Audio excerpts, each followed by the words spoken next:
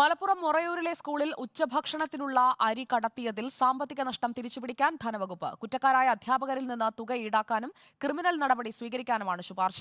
അരിക്കടത്തിന്റെ ദൃശ്യങ്ങൾ സഹിതം റിപ്പോർട്ടർ പുറത്തുവിട്ടിരുന്നു. Reporter big impact.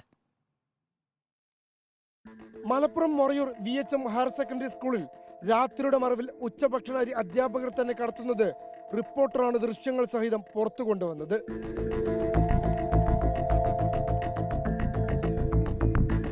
റിപ്പോർട്ടർ വാർത്തയെ തുടർന്ന് ധനകാര്യ പരിശോധന വിഭാഗം നടത്തിയ അന്വേഷണത്തിലാണ് ഗുരുതര ക്രമക്കേടുകൾ കണ്ടെത്തിയത്.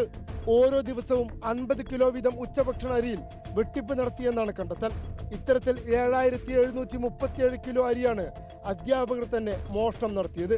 അധ്യാപകർ നടത്തിയത് ക്രിമിനൽ കുറ്റമാണെന്നും ക്രിമിനൽ നടപടി വേണമെന്നും ധനകാര്യ വകുപ്പിന്റെ ശുപാർശ.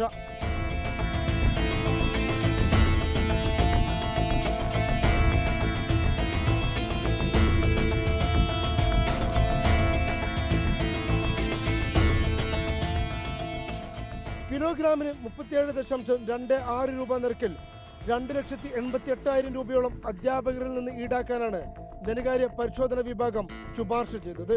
റിപ്പോർട്ടർ വാർത്ത പുറത്തുവിട്ടതിന് പിന്നാലെ പ്രധാന അധ്യാപകൻ ഉൾപ്പെടെ 4 അധ്യാപകരെ വിദ്യാഭ്യാസ വകുപ്പും സസ്പെൻഡ് ചെയ്തിരുന്നു.